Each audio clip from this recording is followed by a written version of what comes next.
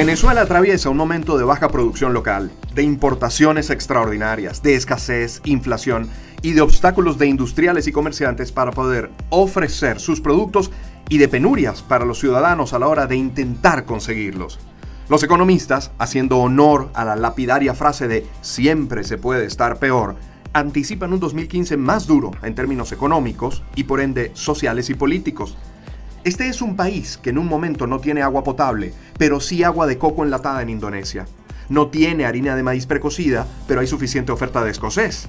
No hay termómetros en la misma cuadra en la que encuentra usted un pino que viene de las zonas más frías del continente. Con esta realidad, con este panorama, ante tales distorsiones, ¿se puede producir en Venezuela? ¿Es todavía el país para hacer negocios?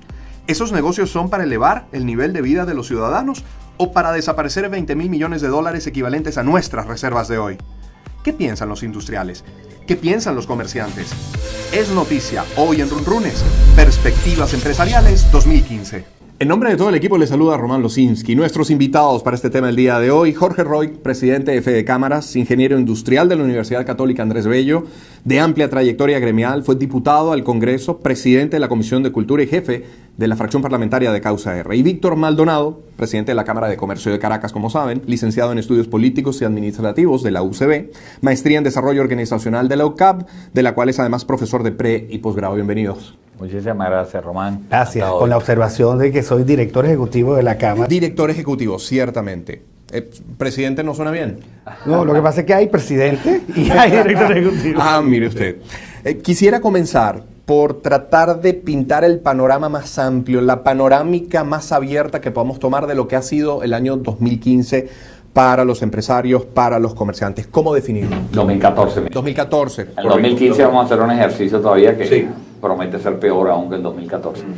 Lo primero que te tendría que decir, Román, es que este año lo que está sucediendo era absolutamente previsible y además evitable, como lo demostramos en algunas ruedas de prensa, 7 para ser específicos, que hizo Fede Cámaras, donde mes a mes prácticamente dijimos lo que iba a suceder, no porque tengamos una bola de cristal, sino porque era relativamente sencillo predecir que si caminas por este camino te vas a estrellar contra este muro, como evidentemente nos estrellamos. Terminamos un año con dificilísimas circunstancias, unos indicadores macroeconómicos que nos sitúan a la retaguardia del planeta, en inflación, en una capacidad productiva prácticamente destrozada, en una capacidad de inversión donde Haití acaba de aparecer, para nuestra indignación, por encima de Venezuela como país preferente para invertir antes que Venezuela, y en fin, con unos indicadores que demuestran que todo lo que se ha venido haciendo de alguna manera, este modelo económico en el cual hemos venido insistiendo, está haciendo aguas y presenta su peor cara en estos momentos. Para los comerciantes, y agrego el cómo definir el desempeño económico del gobierno, esa perspectiva 2014, lo que nos deja. Bueno, yo creo que vivimos los efectos acumulativos de una mala gestión económica, una economía mala que terminó por explotar, por dinamitar cualquier estrategia desde el rentismo y, digamos, la preponderancia de la renta petrolera, y bueno, habiéndonos gastado las reservas internacionales, habiéndonos gastado las oportunidades de endeudamiento, habiendo también el dado la espalda sistemáticamente al sector empresarial, tratando a los empresarios y a sus dirigentes como los enemigos de la patria, no podían ser otros los resultados con los que nos estamos consiguiendo. O sea, una inflación que no es la del primer año, sino la del año 15.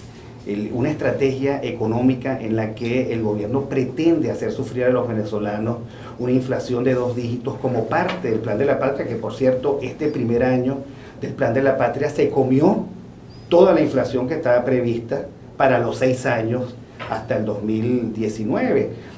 Una escasez recurrente que tiene 2 explicaciones: el intentar mantener unas premisas irreales para una economía mala, y el darle tanto palo al sector empresarial que o produce aquí y no puede producir porque no están dadas las condiciones, o intenta importar y no puede importar porque no están dadas las condiciones. Pues hay un doble torniquete, no sé si la imagen es brutal, pero es que tiene un torniquete muy fuerte, que es el control de divisas, y un torniquete muy fuerte, que es la ley de costos y precios justos.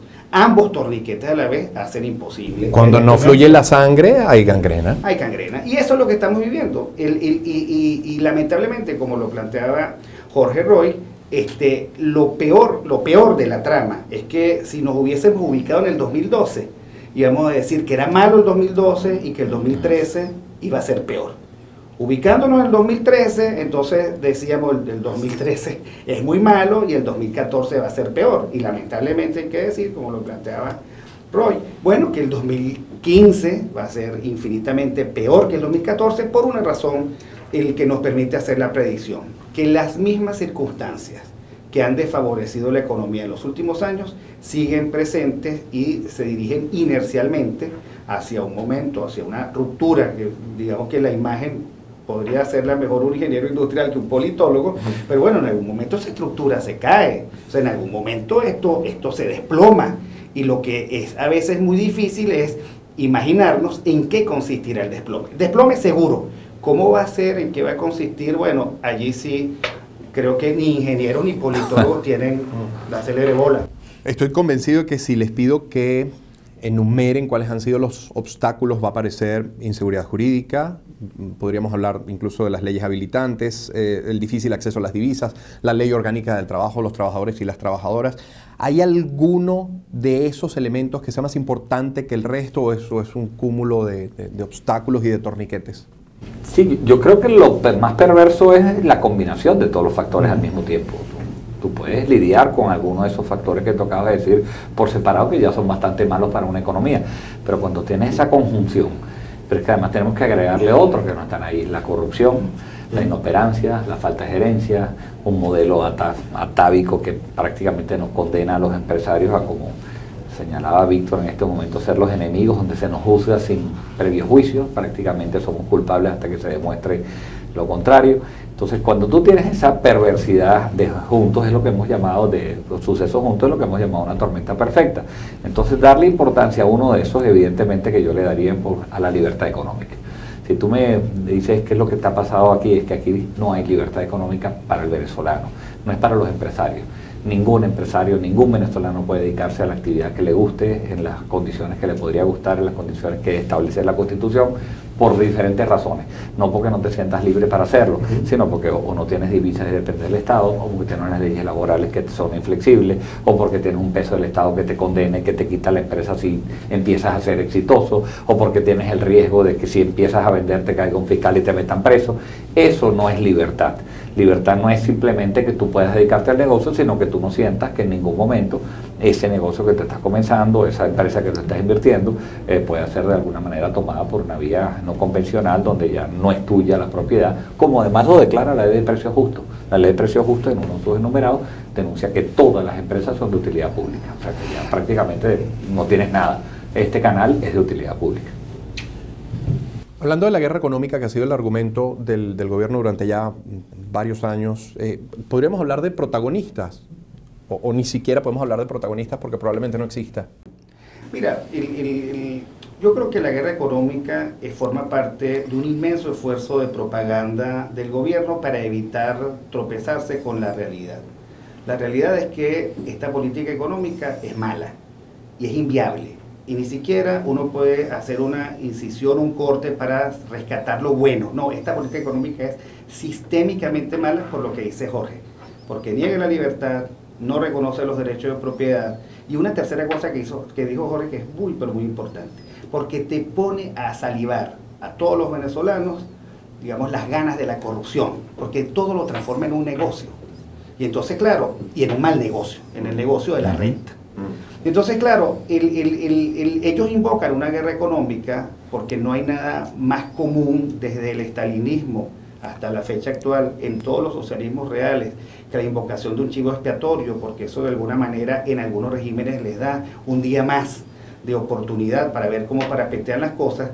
Pero si nosotros compráramos, que no me gusta de ninguna manera comprar la idea de la guerra económica, bueno, la guerra económica la tiene el gobierno contra toda expresión de emprendimiento en este país a la cual quiere destruir.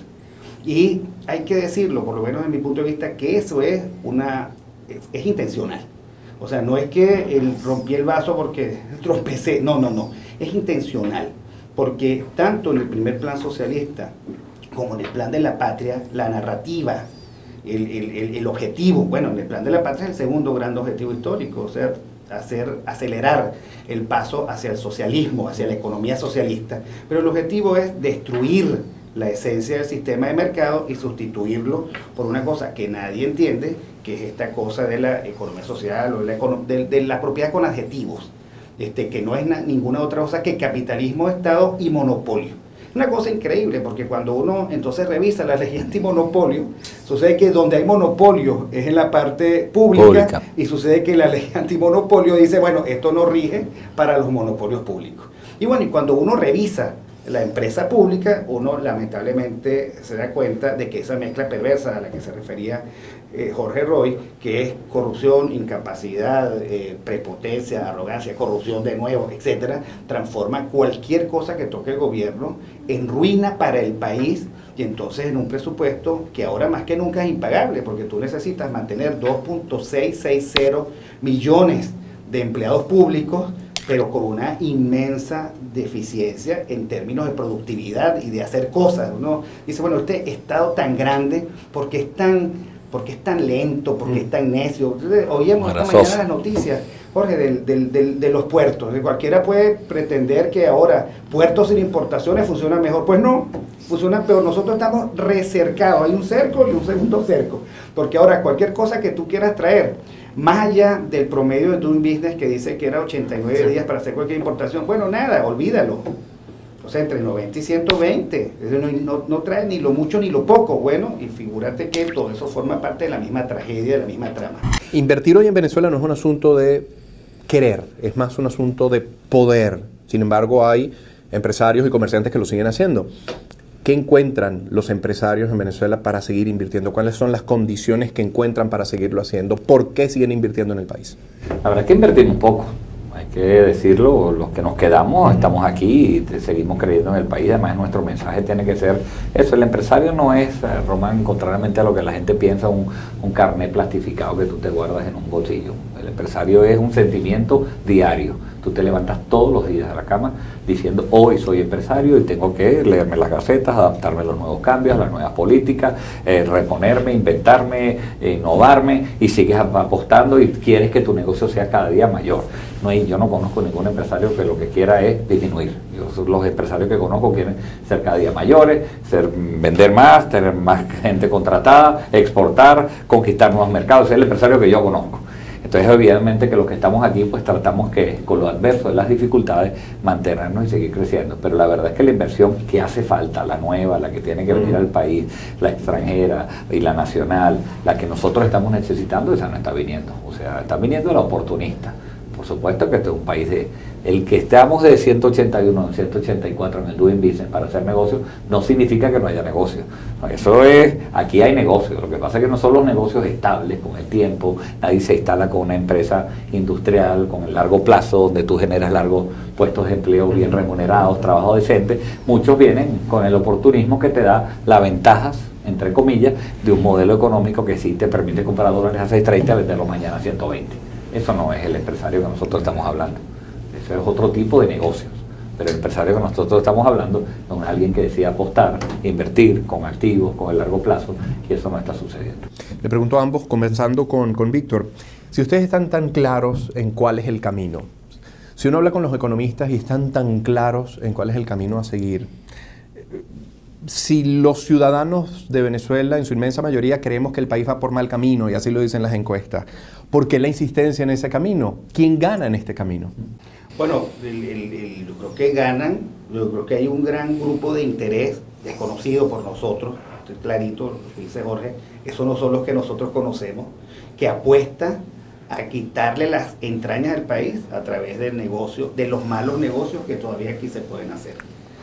Pero yo creo que, para abundar en tu respuesta, muchas veces me lo preguntan, yo creo que es una mezcla de ceguera, compromiso ideológico, ineptitud, mala visión de la economía y una obsesión que tiene esta gente por seguir la ruta fracasada de Cuba, que bueno, que no les permite, que ya han perdido por eso distancia con la realidad. Yo soy de los que permanentemente insisto en que para manejar al país hay que tener sensatez sentido de realidad, acercarse a la realidad, recibir de la realidad lo que la realidad te está mandando, mira, aquí hay alta inflación, ¿qué vas a hacer?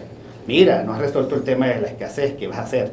Pero además te dice, ojo, resuelve con calidad, porque no puede ser que la inflación y la escasez tú la resuelvas con cola, con números marcados en la mano. Esa no es una solución de calidad. Y lo que hay que ingeniárselas es para lograr hacer una buena tarea de corrección, de tal manera de sacar al país de esta postración de inflación, escasez y lo que se va acumulando, que la gente no está viendo, entre otras cosas, por la lamentable circunstancia de que la gente se está yendo. Pero es que se está acumulando una bomba de tiempo de desempleo porque las empresas ya no pueden más, el sector público yo no creo que pueda más, pero en todo caso tenemos al 40% de la población económicamente activa sobreviviendo en el sector informal y las circunstancias del sector informal se van a volver atroces con la hiperinflación que vamos a tener que vivir a partir o que ya estamos viviendo ya en este momento. Entonces, bueno, esa bomba de tiempo tiene que resolverse. Yo me temo que la mezcla de insensatez y ceguera y compromisos ideológicos no va a permitir por un tiempito una solución buena. ¿Y Venezuela tiene ese tiempito? Fede Cámara tiene un plan y lo ha hecho público. Ahí está. Claro, que van a decir que ese es el plan de Fede Cámara, que es malo porque el plan de Fede Cámara, discúlpame. Es el mismo plan que los demás países sensatos de América Latina han intentado con muchísimas dificultades, a veces políticas, pero bueno, esos demás países tienen 6 veces nuestra reserva. Es sensatez.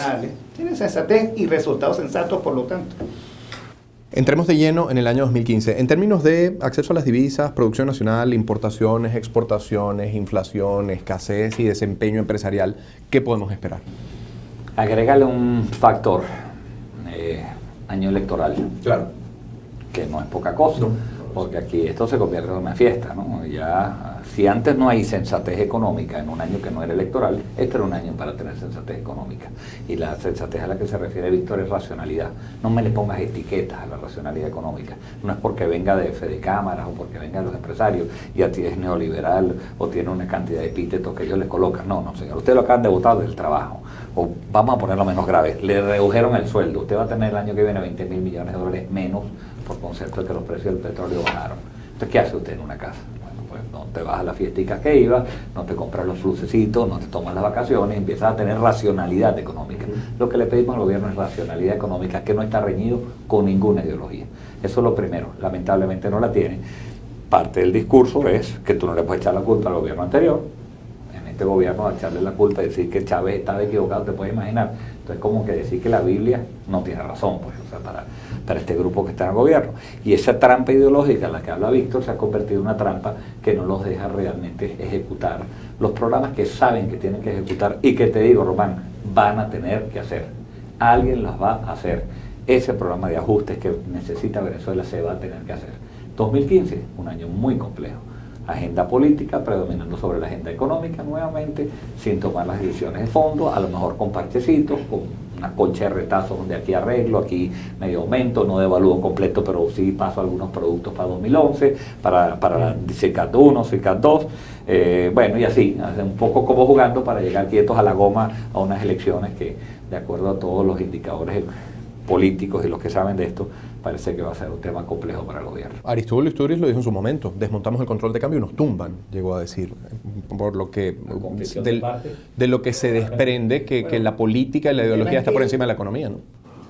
A mí me parece que esa fue de Aristóbulo una frase muy infeliz, la verdad, porque es que yo no creo que a un gobierno lo tumban porque apuesta a la libertad. A lo mejor les tumban los reales, eso es otra cosa, y a lo mejor no lo entendimos nosotros. Pero yo en serio, porque es que imagínate tú que nosotros estemos condenados a esta miseria simplemente porque ellos creen que cualquier viraje los va a tumbar.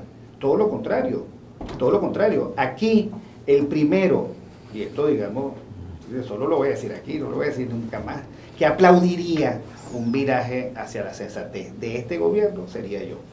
Porque lo otro sería negar, digamos, un patrón de solicitudes que nosotros hemos planteado por muchísimo tiempo. Por cierto, nosotros, la Cámara de Caracas, la Cámara de Comercio, Industria y Servicios de Caracas, es de las pocas corporaciones que ha pedido que se aumente el precio de la gasolina, entre otras cosas. ¿Para qué? Para darle sensatez a esto.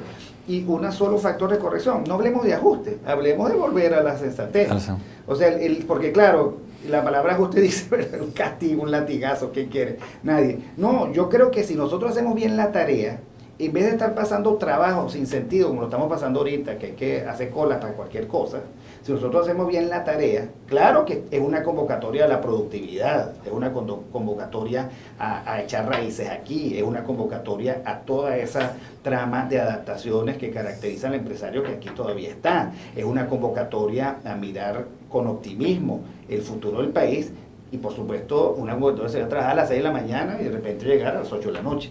Pero a cambio vamos a tener un país próspero y con capacidad de reunificación, porque hay costos que no son económicos, pero que los empresarios, que no son unas máquinas económicas, sino ciudadanos de este país, sienten como todo el mundo. Las familias divididas, el que se te vaya tu hijo y tú no lo veas más, el por más tecnología que haya en el medio, esos son el cicatrices en el alma que los venezolanos no merecemos. Si hacemos bien la tarea, todo eso puede formar parte de un pasado del cual nadie va a hablar. Pongámosle fecha 2015. Ubiquémonos en el lunes 12 de enero, lunes 19 de enero, cuando ya universidades se han reincorporado sus actividades, colegios, nosotros cada uno a nuestros trabajos. ¿En qué va a estar el 12, el 19 de enero el ciudadano? ¿En qué va a estar el empresario, el comerciante? ¿En qué va a estar el gobierno? De comienzo, los venezolanos somos un pueblo feliz y además lo reconocemos. Dentro de las dificultades que tenemos seguramente vamos a tener unas navidades chucutas, encontraremos todo lo que queremos conseguir con los productos, pero siempre nos encontramos para estar lo mejor que podamos en familia. Pero después de las navidades, que nosotros el llamado de atención que estamos haciendo viene un año complicado. En enero nos imaginamos un año, primero con una reducción de inventarios terrible. Ya no ha habido acumulación de inventarios y después vamos a tener por primera vez, por ley del trabajo, unas vacaciones más largas de lo normal, con lo cual las empresas se van y producen menos. Los inventarios que ya tradicionalmente eran bajos en enero van a ser más bajos. Entonces la gente se va a despertar de la rasca en el sano sentido con el ratón correspondiente. O sea, vamos a encontrar que no hay productos de los anaqueles, mucho menos de los que hoy hay. Los empresarios tratando de volver a retomar la carga nuevamente, que nos empiecen con la enorme pelea de ir a reclamar otra vez, que nos dejen divisas para poder producir, sin que eso ocurra porque vamos a tener menos dólares. El ciudadano de a pie pagando inflación, pagando altos costos, pagando desabastecimiento y pagando que bueno, después de la Navidad te viene un año muy complejo, pero además todo el tiempo hablándote de que tú tienes que votar por una preferencia electoral, por una o por la otra. Bueno, va a ser un año particularmente complejo. Digo que a mí me da miedo, en lo particular, o nos da miedo el populismo electoral, el realismo de la caída brutal de los precios del petróleo, sin posibilidades en el corto plazo de recuperación, el que haya habido tamaña irresponsabilidad como para promover un gasto, digamos, un consumo agregado sin que haya inventarios detrás, por lo tanto haber escasez, y la gente haciéndose las mismas preguntas. Y yo creo que en ese sentido las instituciones como Fedecámara y su sistema gremial tienen que seguir insistiendo en darle significación y darle respuesta a esas preguntas que se está haciendo. Y aunque uno suene a disco rayado, pues enseñar, porque yo creo que esto, ¿sabes que cuando a Jung le preguntaron que qué tenía que hacer Alemania después de la Segunda Guerra Mundial? Él dijo, sufrir mucho y reflexionar mucho. O sea, digamos, para recuperarse un país de errores como estos, porque y hay que incorporar aquí que cuando tú te golilleas el país, también desde el punto de vista del consumo, cuando tú eres capaz de pararte frente a una empresa y te golilleas una nevera que tú sabes que no cuesta eso, pero que tú crees que tienes el derecho, cuando tú sabes que tú compras esto en 100 y el gobierno que tú criticas que te está subsidiando tanto. Bueno, es que hay que buscarle a eso respuestas pedagógicas. Y yo creo que el próximo año, que como nadie nos salva de las predicciones de Jorge, el profeta. Y tú. Y Víctor, el vidente. Exacto. Bueno, que nadie nos va a salvar, porque no son predicciones, es porque es que la cosa ya la cantamos, ya la estamos cobrando. Bueno, yo creo que hay que seguir siendo muy pedagógicos, y claro, y tú con tus programas, etcétera, en el sentido de buscarle que la gente aprenda y le dé significado a esto. Y el significado es el siguiente: con una mala economía, tú tienes malos resultados. Aunque la economía te suene bonita, con una mala política, tú tienes mala economía. y por lo tanto tienes malos resultados. Y por lo tanto, la gran discusión electoral sería qué es lo que hay que cambiar de la política y de la economía para tener mejores resultados, e insisto, resultados que bien tienen Bolivia, Nicaragua, Ecuador, Perú, Chile, Brasil, Panamá, Colombia. No estamos yéndonos a ningún otro lugar, no estamos yéndonos a Estocolmo, aquí, al lado, socios incluso importantísimos de Venezuela, porque la cartilla ellos la han leído apropiadamente y no al revés. ¿En qué es distinto este gobierno a cualquier otro gobierno con el que hayan tenido que trabajar desde los sectores en los que ustedes se desarrollan? ¿En qué es distinto? Bueno, la capacidad de escuchar fundamentalmente. Atribuyen a Fede Cámaras que teníamos la oportunidad de tener un acceso al gobierno antes mayor, lo cual era evidente. Eso ocurre en todos los países del mundo, claro. Eso es lo normal. Claro. En todos esos países que señaló Víctor, el presidente de la Fede Cámaras de Nicaragua se sienta con el presidente de Nicaragua y claro. Correa habla con el presidente de los Fede Cámaras de allá, que además son grandes amigos, y eso ocurre en todos los países. Aquí lo primero es la capacidad de escuchar, y la capacidad de escucharnos una conferencia de paz como la que nos invitaron en febrero, Román, es la capacidad de que yo quiero ver cuáles son tus argumentos para reflexionar al respecto, y los que sean buenos los tomo, y tú eres gobierno, al final de cuentas tú vas a tener las decisiones que tomarlas, porque eres el gobierno, para eso son gobiernos, pero es evidente que tienes que abrir un compás de escuchar no solo al sector empresarial, no somos el ombligo del mundo, tienes que escuchar al país. Hay señores que están diciendo los trabajadores, tampoco te reúnes con ellos, no te reúnes con los estudiantes, no te reúnes con las academias, no te reúnes con las universidades, no te reúnes con los medios de comunicación y pretendes de alguna manera adquirirlos porque no te gusta lo que dicen. Entonces tú no estás escuchando a nadie. Entonces yo te diría que este país, este gobierno es absolutamente, por lo menos, ¿cómo se llama? El que no escucha nada ni oye nada, autista, absolutamente. Mira, un inciso al tuyo, porque es verdad, yo venía en un taxi ahorita con tristeza, porque para preparar el programa le pido a la jefa de prensa de la Cámara, oye, tráeme la ley de PYME. Bueno, y yo, la tristeza, ¿tú sabes cuál era? Que este gobierno fue el patrocinante en la primera etapa de la ley que hoy están reformando, pero es que en la primera etapa yo no soy corredactor de broma, porque todo el mundo tenía la ley de PYME, ¿okay? Este gobierno al inicio. Entonces, ¿sabes qué es lo lamentable? Lo que dice Jorge, que en 15 años lo que se ha perdido es sintonía con el país y confianza en el país. Porque si tú sacas nada más y nada menos que una reforma de ley de PYME, sin convocar a las empresas, sin preguntarle a los expertos en PYME, que todo el mundo se sienta sorprendido.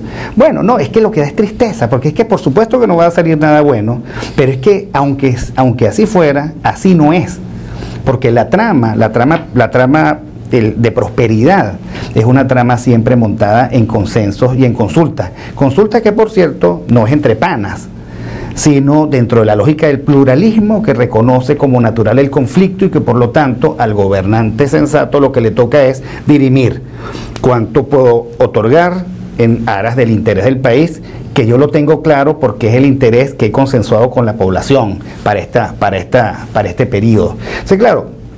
Yo creo que la segunda cosa, Jorge, que viste el currículum, yo era chiquito y Jorge ya era diputado. Y entonces, pero la otra cosa, Jorge, es que por primera vez que él ¿sabes que él era un diputado especial de la causa R? Porque él era un diputado PYME. Y yo en esa época estaba en Fe Industria, la buena, y él estaba en la causa R, la buena, y entonces él era un diputado preocupado. Bueno, porque es que la política en esa época, estamos hablando hace 30 años, tenía muchos vínculos con los sectores económicos. Y bueno, si tú eras de la causa R, te ibas a los sectores de la empresa privada que eran, digamos, los competitivos. Fe Industria nunca estuvo en Fede Cámaras, ¿no? Sí, pero, de nuevo, la otra cosa es que nunca, como ahora, se han violado tan sistemáticamente los derechos de propiedad. O sea, la temeraria frase del exprópiese, eso nunca había existido. Eso, esa circunstancia de que tú ya no tienes nada y te preguntas todos los días de cuánto de lo mío va a seguir siendo mío, siendo empresario o siendo particular. Eso es una cosa que toca los cimientos, porque cuando tú preguntas, bueno, ¿por qué la gente se va? Que es una cosa dramática, que uno no la puede dejar fuera. Bueno, la gente se va porque siente que con esta circunstancia que se vive, nada de lo que pueda rendir sobre la base de su propia productividad le será reconocido como suyo sin ningún tipo de negociación. Esa es una parte de una trama que también hay que poner sobre la mesa, que nos preocupa muchísimo, porque sin respeto a los derechos de propiedad no hay empresa. Yo llegando al final quisiera conectarme ya con la fibra humana de cada uno de ustedes y entendiendo la realidad que vivimos, en la que no solamente hay sordera, sino por el contrario, hay insulto hacia el empresario, hacia el comerciante, hacia un sector incluso de la población. ¿Por qué asumir un compromiso gremial entendiendo las consecuencias personales, familiares o empresariales que podrían tener?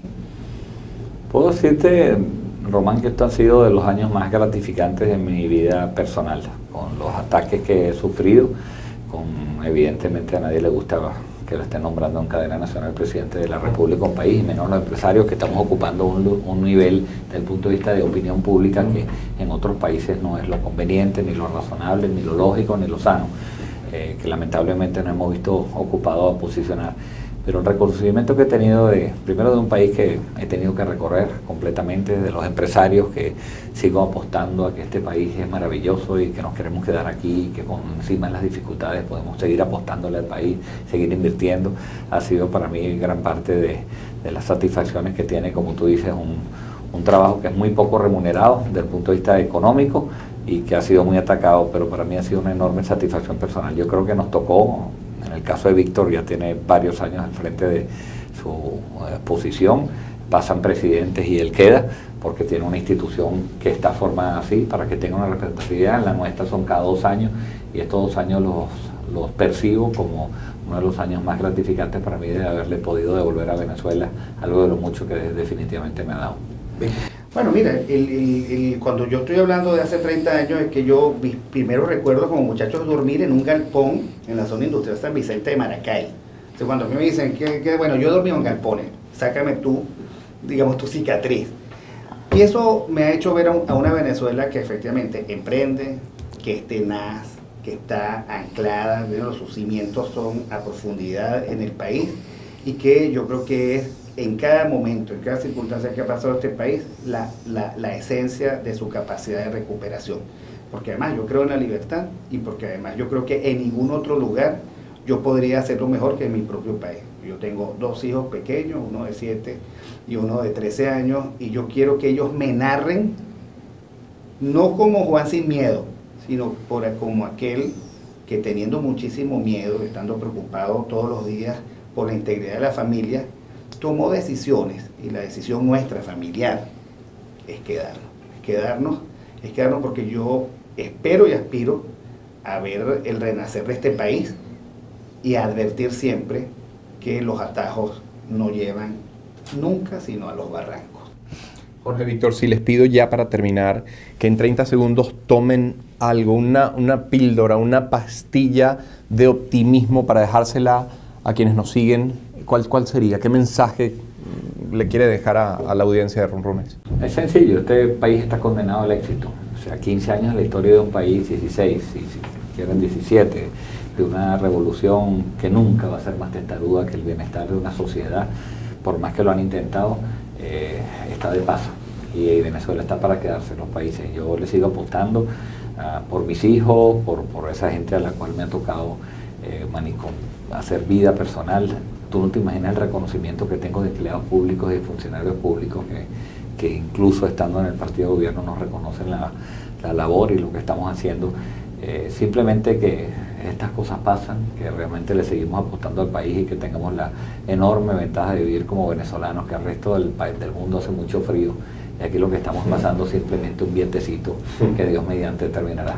Mis hijos no se acuerdan que fue Juan Vicente Gómez cuando les pregunto, en tantos años del poder. Yo tengo la esperanza de que mis nietos tampoco sepan lo que ocurrió en estos 15 años del país, o por lo menos lo tengan como una referencia para no repetir errores.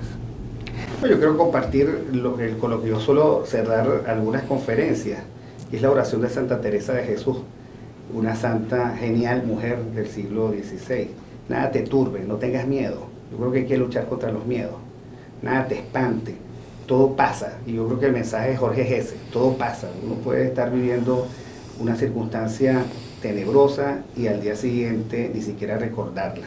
Yo creo que este país que ha demostrado tanta paciencia, tiene que reencontrarse con el hecho de que la paciencia todo lo alcanza, como lo decía Teresa de Jesús, y recordar que Dios está allí.